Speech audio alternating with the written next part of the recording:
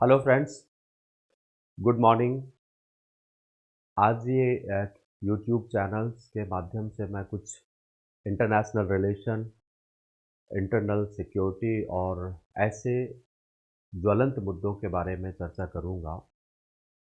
कुछ-कुछ टॉपिक्स हफ्ते में 1 आध 2 इनको मैं डालता रहूँगा। आज जो हमें इस टॉपिक पर चर्चा करनी है, वो है भारत और मिस्र संबंध।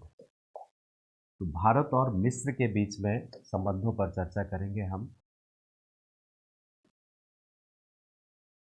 ये अभी ज्वलंत मुद्दा रहा है क्योंकि तो इसको कैसे पढ़ा जाए कि हमारी परीक्षा के दृष्टिकोण से महत्वपूर्ण हो। सब कुछ संघ लोक सेवा आयोग, स्टेट पीसीएस इन सबको ध्यान में रख करके ही किया जाएगा। ऐसा कोई इशू जो पॉलिटिकल और इस तरीके का स्टेटमेंट वो इस चैनल में नहीं रहेगा। सब परीक्षा के दृष्टिकोण से होगा, तो वही अप्रोच यहाँ पर हम रखेंगे। इसको फॉर्मेट करने में हम इस तरीके से ध्यान रखेंगे कि भारत और मिस्र के बीच संबंध, इसका वर्तमान प्रसंग क्या है। कोई भी टॉपिक जब पढ़ा जाए तो उसके कॉन्टेक्स्ट का होना बहुत ज़रूरी होता है। तो हम प्रसंग देखेंगे, फिर संबंधों की थोड़ा-सा पृष्ठभूमि के बारे में चर्चा करेंगे, ऐतिहासिक पृष्ठभूमि के बारे में। इसके बाद वर्तमान परिस्थितियाँ क्या हैं आज विश्व की, उन पर चर्चा की जाएगी क्योंकि किसी भी प्रकार का रिलेशन वर्तमान परिस्थितियों पर ही निर्भर करता है। परिस्थितियाँ परिवर्तित होती हैं, तो संबंध भी परिवर्तित हो जाते हैं। तो इनकी हम स्थिति को देखेंगे और फिर हम देखेंगे कि आज हमारे और मिस्र के बीच में या इजिप्ट के बीच में सहयोग के कौन-कौन से क्षेत्र हैं, किन-किन क्षेत्रों में हम सहयोग कर रहे हैं और किन-किन क्षेत्रों में दोनों राष्ट्रों को अपेक्षाएँ। जिन क्षेत्रों में सहयोग है, वहाँ पर साथ में हम अपेक्षाओं को देख कर के चलेंगे। इसके बाद कुछ चुनौतियाँ हैं हमारे रिलेशंस के बीच में, कौन-सी चुनौतियाँ सामने आ रही हैं, उनको देखा जाएगा और उन चुनौतियों को दूर करने के लिए क्या सुझाव होंगे, उन पर हम चर्चा करेंगे। तो सबसे पहली बात आती है कि वर्तमान में कॉन्टेक्स्ट क्या है। तो आप जानते हैं कि अभी ही कुछ दिन पहले गणतंत्र दिवस के अवसर पर वहाँ के राष्ट्रपति हमारे 74वें गणतंत्र दिवस के अवसर पर अब्दुल फतेह अल सीसी, इन्होंने भारत की यात्रा की। ये इनकी तीसरी यात्रा थी। ये पहली बार नहीं है, जबकि ये 2 बार पहले वर्ष 2015 में, 2016 में और फिर अभी 2023 में ये आ चुके हैं। हालाँकि ये पहली बार है जब मिस्र के किसी राष्ट्रपति को हमने गणतंत्र दिवस के अवसर पर मुख्य अतिथि बनाया। स्वभावतः ऐसा करने का उद्देश्य कुछ महत्वपूर्ण उद्देश्यों को प्राप्त करने के लिए होता है। इसके साथ ही आपने देखा कि अभी न सिर्फ मिस्र के राष्ट्रपति भारत की यात्रा पर आए और उन्हें हमने गणतंत्र दिवस का मुख्य अतिथि बनाया, साथ में उनकी एक सैन्य टुकड़ी भी आई, जिसने भारत की गणतंत्र दिवस के परेड पर भागीदारी भी करी। तो इस तरीके से 2 बातें हैं, एक तो राष्ट्रपति का आना, गणतंत्र दिवस में शिरकत करना, उन्हें मुख्य अतिथि बनाना, साथ में उनकी सैन्य टुकड़ी को परेड में शामिल होना, ये कई बातों का संकेत देते हैं, जिसका अगर संक्षिप्त आशय देखा जाए, तो दोनों देश सामरिक दृष्टिकोण से आगे बढ़ना चाहते हैं, सामरिक रणनीतिक सहयोग में आगे की तरफ आना चाहते हैं, ये स्थिति है। तो ये वस्तु स्थिति है और इस वस्तु स्थिति को ध्यान में रखते हुए अब अगर हम इनके संबंधों की ऐतिहासिक स्थिति पर चर्चा करें, तो भारत और मिस्र के बीच संबंध आज के नहीं हैं, बल्कि बहुत पुराने हैं। और ऐसा उल्लेख मिलता है कि भारत के गुजरात में लोथल पोर्ट, ये यहाँ आप देख रहे हैं, लोथल पोर्ट से और मिस्र के साथ में व्यापार होता था। लगभग 4000 साल पहले भारत और मिस्र के बीच व्यापारिक संबंध हुआ करते थे। इसके बाद ये संबंध और आगे की दिशा में चलते रहे। अगर हम अशोक के पीरियड में देखें तो सम्राट अशोक के पीरियड में टॉलेमी द्वितीय फिलाडेल्फस हुआ करते थे उनके समकालीन, और वहां पर सम्राट अशोक ने एक राजदूत अपना भेजा था। टॉलेमी द्वितीय फिलाडेल्फस ने भी अपना राजदूत भारत भेजा था। तो अशोक के समय में भी संबंध मिलते हैं, और ये अशोक, सम्राट अशोक और टॉलेमी द्वितीय हैं, इनके बीच में कूटनीतिक सहयोग स्थापित किया गया था। स्वतंत्रता पूर्व अगर और आप देखें तो हमारे रिलेशन, महात्मा गांधी जी अफ्रीका में बहुत दिनों तक रहे हैं, और महात्मा गांधी साथ में साद जगलुल, ये आपके साद जगलुल हैं,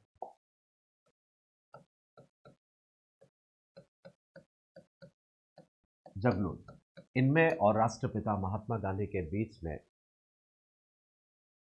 साझा लक्ष्य हुआ करते थे कुछ, और वो साझा लक्ष्य में सबसे महत्वपूर्ण लक्ष्य था कि किस तरीके से ब्रिटिश उपनिवेशवाद को समाप्त करवाया जाए, और तीसरी दुनिया विशेषकर एशिया और अफ्रीका से ब्रिटिश औपनिवेशीकरण को समाप्त करके डीकोलोनाइजेशन की व्यवस्था को मजबूत किया जाए। तो महात्मा गांधी और साद जगलुल के बीच में रिलेशंस बहुत स्ट्रांग रहे, और वहां से हमारे संबंध बनते रहे। इसके बाद आती है बात अब आज़ादी के पश्चात हमने किस तरीके से अपने रिलेशंस को ड्रॉ किया, तो उसको मैं कुछ भागों में बांट करके, जैसे कि आप देखिए, स्वतंत्रता के पश्चात संबंधों को 3 भागों में बांट करके हम देख सकते हैं। 1947 से लेकर के और 1980 के बीच में हमारे रिलेशन कैसे रहे, 1980 से लेकर के और 2011 तक कैसे रहे, फिर 2011 से आज अब 2023 तक हमारे रिलेशंस कैसे रहे। मिस्र के साथ संबंध है स्वतंत्रता के पश्चात शुरू हुए, और इसमें आप देखिए कि सबसे पहले अगर हम 1947 और 80 के बीच में रिलेशन देखें तो दोनों देशों के बीच में 18 अगस्त 1947 18 अगस्त 1947 अर्थात भारत की आजादी के 3 दिन बाद कूटनीतिक संबंध स्थापित किए गए थे। उस समय इजिप्ट के राष्ट्रपति नासिर साहब हुआ करते थे, अब्दुल गमाल नासिर, और ये हमारे देश में प्रधानमंत्री से जवाहरलाल नेहरू हुआ करते थे। उस समय रिलेशंस मजबूत हुए, और दोनों देशों के बीच 1955 में मैत्री संधि की गई। 1955 में दोनों राष्ट्रों ने मैत्री संधि पर हस्ताक्षर किए। मैत्री संधि होते ही संबंध बहुत मजबूत हुए।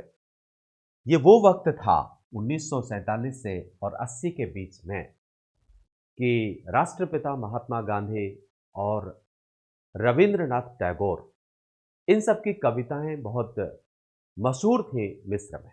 इजिप्ट में इनके कविताओं को, इनके लेखों को बहुत पसंद किया जाता था। यहाँ तक कि रविंद्रनाथ टैगोर की कविताओं को वहाँ पर अनुवादित भी किया गया। हर घर में उनकी कविताओं को देखा जाता था। इसी समय 1956 में जब स्वेज संकट आया, 1956 में,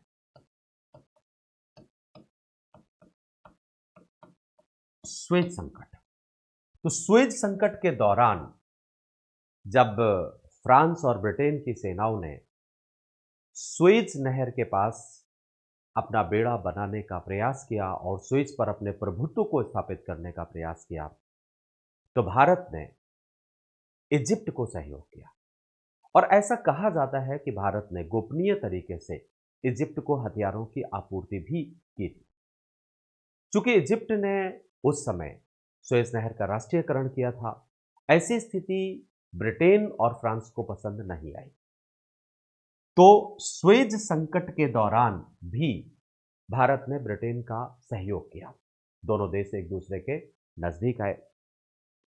आगे चल करके जब वर्ष 1960 का दशक आया तो कुछ नेताओं ने, जो तीसरी दुनिया के महत्वपूर्ण नेता हुआ करते थे, उन्होंने मिलकर के शीत युद्ध से अलग रहने के उद्देश्य से और संयुक्त राष्ट्र संघ जैसे संगठनों को सुदृढ़ करने के लिए गुटनिरपेक्ष आंदोलन की शुरुआत की। उनमें से कर्नल नासिर एक महत्वपूर्ण थे। कर्नल नासिर घाना के एनक्रूमा, भारत से श्री जवाहरलाल नेहरू, इंडोनेशिया से सुकर्णो, युगोस्लाविया से मार्शल टीटो, इन सब लोगों ने मिलकर के और गुटनिरपेक्ष आंदोलन को शुरू किया, जिसकी शुरुआत 1960 में ही यूनाइटेड नेशंस में प्रधानमंत्री श्री जवाहरलाल नेहरू के द्वारा उद्घोषणा करते ही साथ में हो गई थी। लेकिन वास्तव में इसका 1961 में बेलग्रेड में इनॉग्रेशन किया गया। बेलग्रेड में तो आप देखिए कि इस दौरान दोनों राष्ट्रों ने, चाहे वो भारत हो, चाहे वो मिस्र हो या तीसरी दुनिया के अन्य राष्ट्र हो, इन सभी ने अनेक मुद्दों पर सहयोग किया। महत्वपूर्ण स्थिति में आप इन 4 बातों को ध्यान में रख सकते हैं, क्योंकि ऐतिहासिक संबंध है तो बहुत ज्यादा फोकस करने की आवश्यकता वहां पर नहीं होती है, लेकिन आप इन 4 बातों को ध्यान में रख सकते हैं यहां पर। तो अभी आपने देखा कि हमने 1947 से लेकर के और 1980 के बीच में दोनों देशों के बीच में रिलेशन कैसे रहे। इसके बाद अब हमें देखना है कि 1980 से लेकर के और 2011 के बीच में भारत और मिस्र के बीच संबंध कैसे रहते हैं। तो 1980 के दशक में भारत से 4 प्रधानमंत्री मिस्र के दौरे पर गए। 1985 में श्री राजीव गांधी ने मिस्र का दौरा किया। 1995 में श्री पीवी नरसिम्हा राव जी भी गए वहां पर। 1997 में आई के गुजराल ने मिस्र का दौरा किया। इसके बाद वर्ष 2009 में प्रधानमंत्री श्री मनमोहन सिंह जी भी गए। इस दौरान सद्भावना यात्राएं खूब हुई हमारी, लेकिन इन यात्राओं के बावजूद भी रिलेशन मिस्र के साथ बहुत अच्छे नहीं रह पाए। मिस्र में जब सादात की हत्या हुई तो उसके बाद होस्नी मुबारक मिस्र की सत्ता में आए। होस्नी मुबारक और 1983 में नई दिल्ली में गुटनिरपेक्ष आंदोलन का सम्मेलन आयोजित किया गया।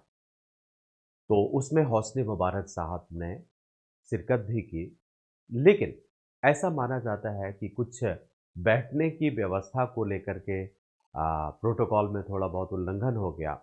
उस कारण से वो नाराज हो गए होस्नी मुबारक जी, और फिर वो जब वापस गए तो उसके बाद फिर वो बहुत दिनों तक नहीं आए सत्ता में। हालांकि वर्ष 2008 में उन्होंने भारत की यात्रा करी, लेकिन मिस्र की क्रांति भी इस समय चल रही थी। तो मिस्र की क्रांति के कारण से भी ऐसा माना जा सकता है कि रिलेशंस मिस्र के बहुत ज़्यादा मजबूत भारत के साथ नहीं हो पाए या बहुत ज़्यादा इनोवेटेड नहीं हो पाए। हालांकि वर्ष 2011 में बड़ी संख्या में लोगों ने होस्नी मुबारक के विरुद्ध आंदोलन किया और उस आंदोलन का परिणाम ये हुआ कि होस्नी मुबारक को सत्ता छोड़नी पड़ी। तो इस समय 2-3 बातें हैं कि जो दोनों देशों के बीच रिलेशन हुआ करते थे वो निरंतर तो रहे। भारत के बहुत सारे प्रधानमंत्री और विदेश मंत्रियों ने यात्राएं भी की। होस्नी मुबारक भी भारत की यात्रा में 2 बार आए इस दौरान, लेकिन स्थिति बहुत अच्छी नहीं मानी जा सकती। यूं कहा जाए कि बहुत एक रिवॉल्यूशनरी रिलेशन हमारे रहे, तो ऐसा नहीं था। वर्ष 2011 में जब होस्नी मुबारक ने सत्ता छोड़ दी तो इसके बाद से मिस्र में क्रांति के बाद मोहम्मद मुर्सी सत्ता में आते हैं और भारत में आप देखिए कि श्री प्रधानमंत्री मनमोहन सिंह जी हुआ करते थे और यहां पर मोहम्मद मुर्सी ने उनकी क्रांति के बाद सत्ता संभाली। तो रिलेशन दोनों के बीच पुनः सकारात्मक दिशा में आए। दो कारणों से आप कह सकते हैं कि वर्ष 2008 से वर्ष 1980 से लेकर के और 2011 के बीच संबंध कुछ कमजोर रहे, जिसमें मिस्र की क्रांति बहुत महत्वपूर्ण स्थिति है, जिस कारण से वो रहे।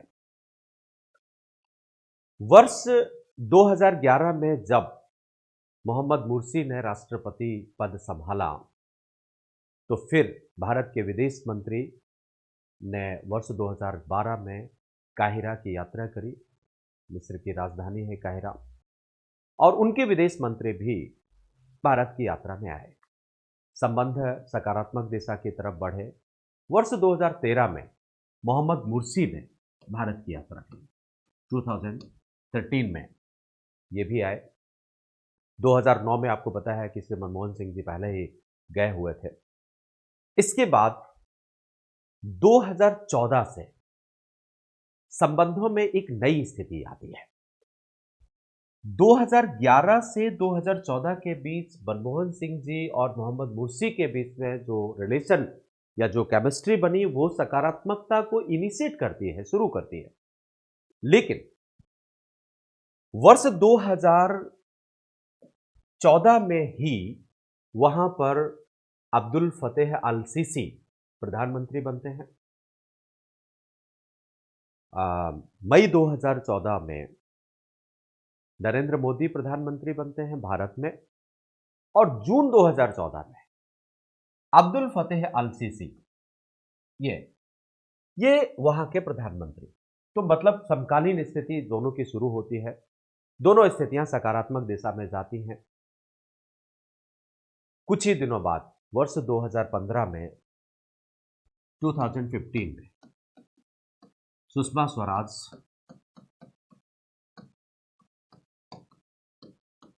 जो हमारे विदेश मंत्री हुआ करती थी, उन्होंने मिस्र की राजधानी की और 2015 के बाद संबंधों में एक टेक ऑफ लिया। इसके बाद कई ऐसी मुलाकातें हुई 2015 से लेकर के और आज 2023 तक। इस बीच में दोनों देशों के राज प्रतिनिधियों, प्रधानमंत्रियों, राष्ट्रपतियों के बीच में अनेक मुलाकातें हुई। जैसे आप देखिए सुषमा स्वराज की मुलाकात हुई तो 2015 में ही संयुक्त राष्ट्र संघ की बैठक थी, वहां पर अल सीसी और प्रधानमंत्री के बीच में मुलाकात हुई। इसके बाद भारत अफ्रीका फोरम हुआ 2015 में, तो अल सीसी भारत की यात्रा में आए। वर्ष 2016 में उन्होंने फिर भारत की यात्रा की। फिर अक्टूबर 2022 में हमारे विदेश मंत्री ने मिस्र की यात्रा की थी और जनवरी 2023 में फिर अल सीसी आए। तो ऐसी बहुत सारी यात्राएं हुई और इन्हीं यात्राओं का परिणाम ये हुआ कि भारत और मिस्र ने एक दूसरे के साथ में सकारात्मकता दिखाने की कोशिश करी। वर्ष 2015 के बाद से ऐसी बहुत सारी नीतिगत परिस्थितियां आई जिस कारण से दोनों देशों का एक दूसरे के नजदीक आना स्वाभाविक हो गया। तो पहले हमें चर्चा करने की आवश्यकता है कि वर्तमान में 15 से लेकर के 23 तक जो स्थितियां बनी वो क्या थी और किस तरीके से दोनों देशों के बीच में रिलेशन सकारात्मक बने। तो इस दौरान की मैं कुछ परिस्थितियों के बारे में, वैश्विक परिस्थितियां,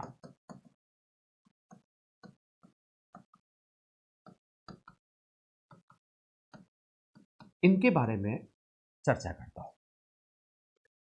आप वैश्विक परिस्थितियों में देखें तो वर्ष 2014 या इनफैक्ट 2010 के बाद से ही स्थिति कुछ ऐसी होने लगी थी कि विश्व की परिस्थितियां बदलने लगी थी। 2010 में एक तो अमेरिका ने, यूएसए ने पिवोट टू एशिया पैसिफिक नीति, पिवोट टू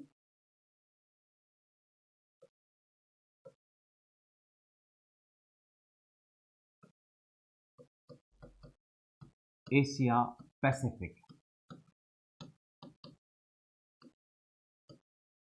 ये पॉलिसी को अपनाया। वर्ष 2010 में ही ईयू ने, यूरोपीय संघ ने पूरब की ओर विस्तार की नीति को अपनाया। पूरब की ओर विस्तार, और इस पूरब की ओर विस्तार की नीति का उसका उद्देश्य यह था कि जो सोवियत संघ से टूटे हुए राष्ट्र हैं उनको यूरोपीय संघ की तरफ लाना, और इसके लिए यूरोपीय संघ ने एसोसिएशन समझौते पर हस्ताक्षर करने का काम भी शुरू किया। और उसी का परिणाम यह हुआ कि मालदोवा, जॉर्जिया, यूक्रेन, इन सब ने यूरोपीय संघ के एसोसिएशन समझौते पर हस्ताक्षर किया। अब जब यूक्रेन ने एसोसिएशन समझौते पर हस्ताक्षर किए तो यूक्रेन की बहुत सारी जनता वो सोवियत संघ की ओर अर्थात वर्तमान रूस की ओर झुकाव रखती है, तो उसे तो नाराजगी आएगी। जब उसे नाराजगी आएगी तो उसका झुकाव किस तरफ जाएगा? तो वहां के यूक्रेन के जो तत्कालीन राष्ट्रपति थे उनको सत्ताच्युत कर दिया गया और वो भाग करके रूस पहुंचे। और वर्ष 2013-14 में यूक्रेन संकट की स्थिति, या इसको कभी कभी क्रीमिया संकट भी कह दिया जाता है, क्रीमिया संकट, या इसी को आप यूक्रेन संकट, यह स्थिति बनना शुरू हुई। क्रीमिया पर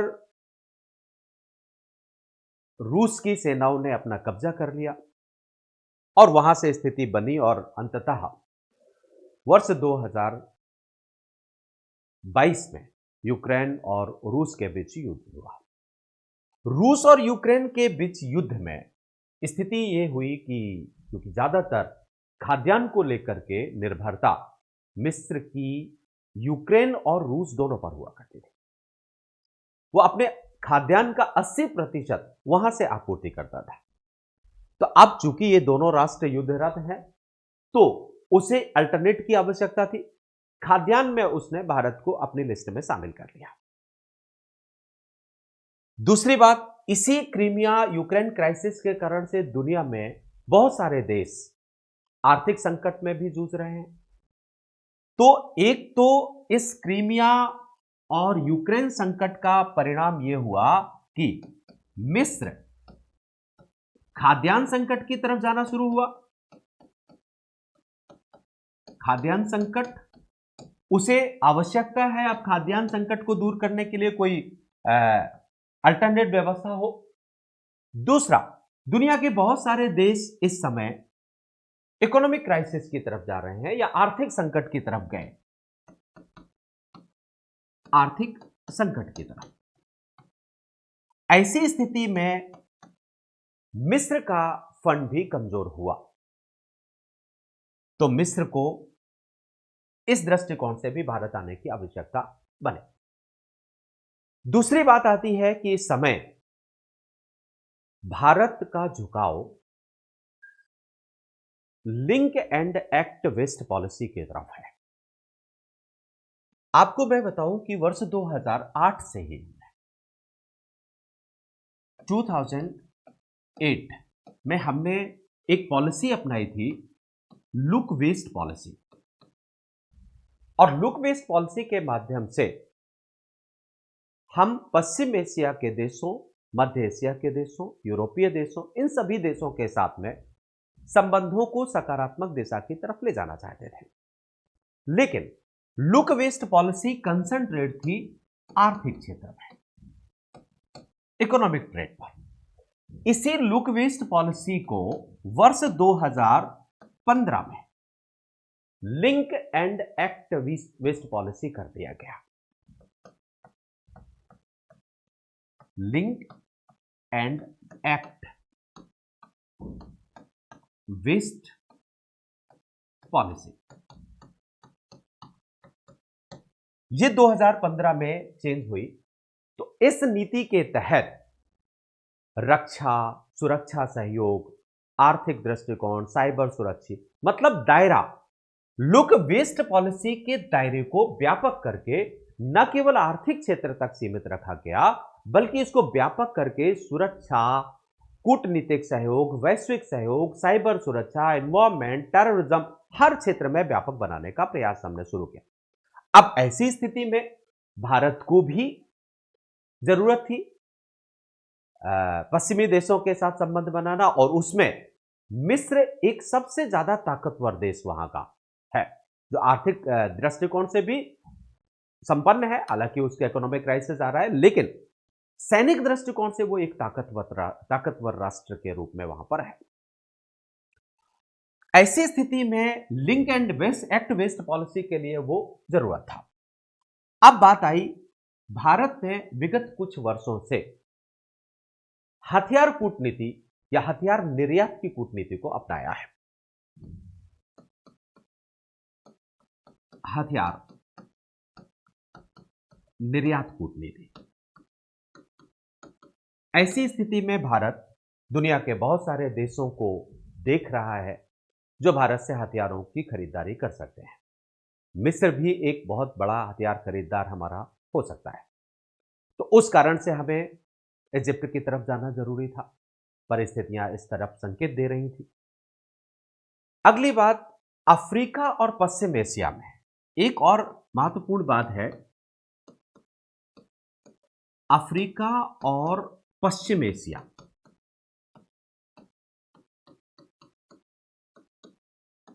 यहां पर मिस्र एक प्रभावी राष्ट्र है। यहां मिस्र की भूमिका महत्वपूर्ण है। भारत चाहता है कि मिस्र के माध्यम से अफ्रीका के अन्य देशों और पश्चिम एशिया देशों तक निवेश के रास्ते को मजबूत किया जा सके। इस कारण से भी हमें जाना था। मिस्र हमें उन सभी क्षेत्रों में, चाहे वो भूमध्य सागर हो, लाल सागर हो या हिंद महासागर, सहयोग कर सकता है। लाल सागर, रेड सी जिसको कहा जाता है, भूमध्य सागर या हिंद महासागर,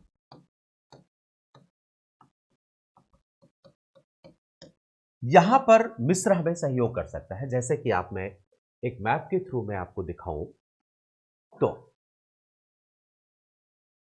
ये सुएज है,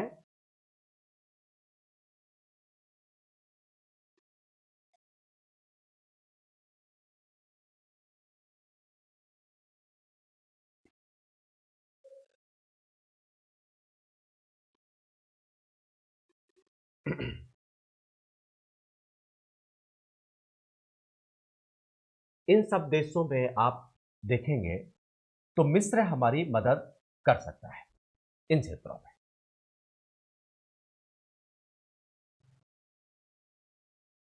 इसे देखते हुए हम मिस्र के साथ आगे बढ़ना चाहते हैं। प्लस तेल उत्पादक देशों को लेकर के देखा जाए,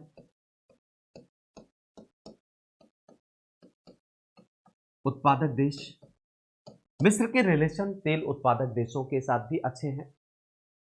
तो इस दृष्टिकोण से भी महत्वपूर्ण हो सकता है हमारे लिए। और सबसे महत्वपूर्ण बात है, इस्लामिक ऑर्गेनाइजेशन ओआईसी के साथ भी हम मिस्र का सहयोग चाहते हैं। तो ये सभी में रणनीतिक परिवर्तन आ रहे हैं। इन रणनीतिक परिवर्तनों को अगर आप देखेंगे तो आपको नजर आएगा कि मिस्र हमारे लिए और हम मिस्र के लिए जरूरी है। तो खास बातें क्या है? खास बातें यह है कि वर्ष 2010 में अमेरिका और यूरोप की नीति में परिवर्तन, 2014 में क्रीमिया संकट और उसके कारण से युद्ध, वो भी प्रभाव डाल रहा है। तीसरा, 2008 की नीति को हमने 2015 में link and act west policy में तब्दील किया, वो भी हमें मिस्र की तरफ ले जाने के लिए कह रहा है। चौथी बात, हथियार निर्यात कूटनीति में भी मिस्र हमारी भूमिका निभा सकता है, हमारे सहयोग कर सकता है। अफ्रीका और पश्चिम एशिया के अन्य राष्ट्रों तक पहुंचने के लिए मिस्र महत्वपूर्ण भूमिका निभाएगा। इसके बाद लाल सागर, भूमध्य सागर और हिंद महासागर, अगर यहां पर आप देखेंगे तो लाल सागर और भूमध्य सागर में उसकी पहुंच है। हिंद महासागर में रिम एसोसिएशन के माध्यम से वो हमें सहयोग कर सकता है। हिंद महासागर में सुरक्षात्मक दृष्टिकोण से वो हमें सहयोग कर सकता है क्योंकि एक प्रभावी है, और तेल उत्पादक देशों के साथ भी उसका रिलेशन है। पाकिस्तान जो हमें ओआईसी में हमेशा परेशान करता रहा है, वहां पर भी ये मदद कर सकता है। इसके साथ खाड़ी देशों में गल्फ कोऑपरेशन काउंसिल में सहयोग हो सकता है। सुरक्षा परिषद में स्थायी सदस्यता के दावेदारी को लेकर के भी हम आगे बढ़ सकते हैं। ये सब ऐसी परिस्थितियां हैं जो दोनों देशों को एक दूसरे के नजदीक ला रही है। अब ऐसी स्थिति में दोनों देशों ने सहयोग के कुछ क्षेत्रों को स्वीकार किया है, और उन सहयोगों में कुछ ऐसे क्षेत्र हैं जो पहले से हमारे सहयोग के क्षेत्र रहे हैं, और अब हम उन्हें और ज्यादा तेजी से आगे बढ़ाना चाहते हैं। तो मैं आपको यह बता देना चाहता हूं कि कौन कौन से हमारे सहयोग के क्षेत्र हैं जहां हम आगे बढ़ सकते हैं। उनमें रणनीतिक साझेदारी, सुरक्षा सहयोग, आतंकवाद उन्मूलन, मानवीय सहयोग, संरचनात्मक विकास में सहयोग, आर्थिक, टूरिज्म, सांस्कृतिक और वैश्विक गतिविधियों में सहयोग प्राप्त किया जा सकता है। अब इन सभी दृष्टिकोणों से एक एक करके चर्चा करने की आवश्यकता है। तो जो नेक्स्ट वॉल्यूम मैं आपको बनाऊंगा वो भारत मिस्र पार्ट 2 होगा। भारत मिस्र पार्ट 2 के तहत इन सभी क्षेत्रों में एक एक करके हम देखेंगे कि कहां हमारे सहयोग कब रहे हैं और किस मात्रा में हम आगे इनके साथ में बढ़ सकते हैं। ठीक है, तो आज के लिए इतना ही। Thank you very much.